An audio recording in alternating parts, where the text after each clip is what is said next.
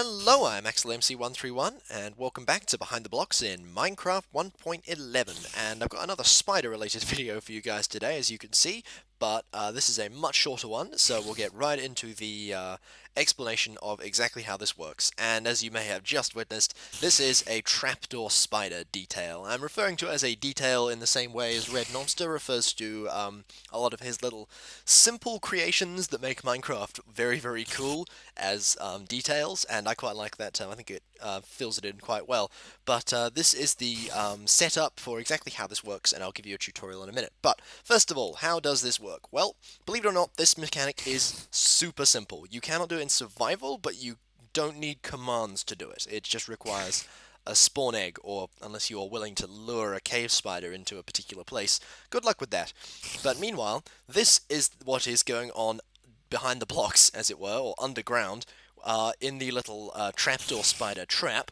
And you can see that we've got a very simple setup here, which it literally encompasses, you know, a pressure plate, a piece of dust, a torch, a piston, a carpet, and a spider. And that's it. Now, this spider is currently held in by a pair of barrier blocks, just so that you can see the working there. And I've got this down. The mechanic itself is only one block wide, but if you want the spider to be encased, then you'll need more blocks on the side. Now, this current one is designed for a cave. Obviously, the only two pressure plates you have that are probably accessible at that point are stone and wood, and then, of course, you've got, you know, golden iron if you want to be really fancy, but I don't know why you would have a spider burrowing into, you know, a block of gold, so good luck with that. But it's a shame we don't have a dirt pressure plate, come to think of it. Oh well. But I'm beating around the bush. We need to show you guys how this works. And this is an incredibly simple mechanic that I accidentally discovered the other day while trying to devise this concept. And basically, this piston will be activated by either or both of this redstone torch and this redstone dust. Now, when you stand on this pressure plate, it activates the dust and turns the torch off. The piston is still powered and remains extended. But when you step off the pressure plate again, it basically does the inverse, so this dust turns off again and the torch turns on, but there's a split-second delay before the torch turns back on where this piston is not powered. And what that does is the piston will rapidly retract and then extend, breaking this carpet and shoving the spider up into its place. So it basically makes the spider appear to leap out of a little hole in the ground. And if I go into third person, I should be able to show you this happening. If I step onto the pressure plate, you can see that the dust turns on, the torch is turned off, and then I step off again, and there you go. The spider pops up with the piston. Okay, so that is literally how it works. It's incredibly simple, and I'm actually quite happy that I managed to get it that simple.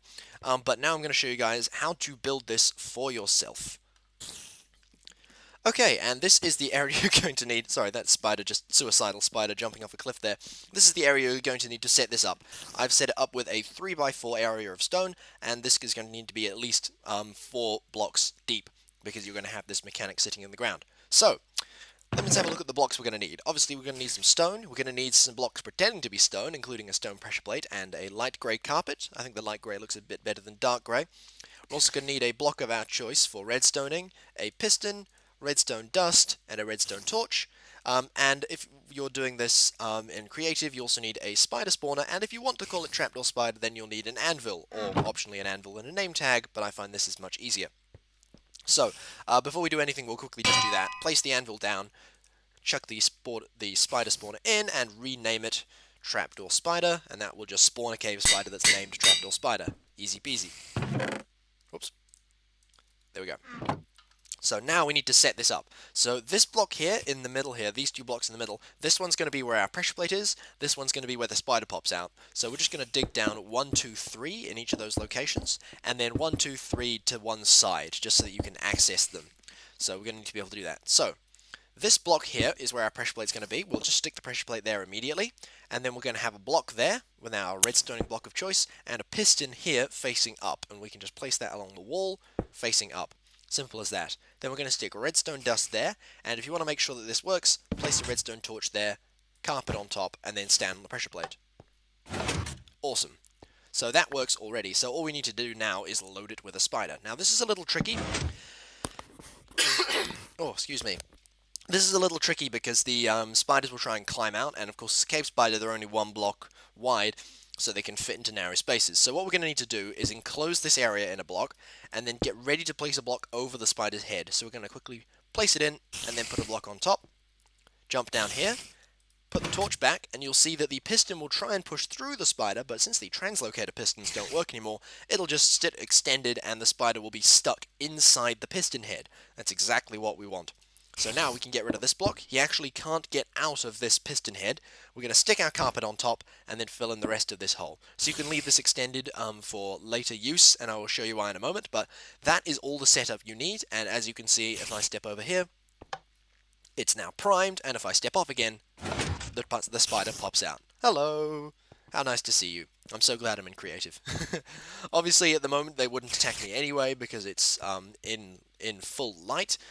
If you want the spider to jump out and immediately attack the player, it needs to be either night or it needs to be underground. So that's why I did the example previously in a cave. What is with these spiders just falling off these cliffs? God.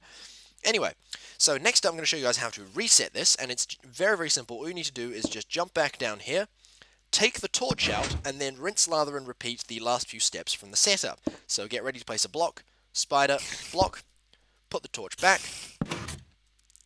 take those blocks out, and put the carpet back. And then fill in the hole, of course. And that's it. It's been reset, and you can fire it again and again. Spider? Spider! There we go. And that is literally all there is to it. So, guys, I hope you have enjoyed this little trapdoor spider detail video. If you liked, please leave a like. If you want to see more, then subscribe and stay tuned. If you have any questions, thoughts, or feedback, please leave them in the comments section right down below. And yeah, guys, thank you very much for watching. I've been AxelMC131, and me and the trapdoor spiders here will see you next time.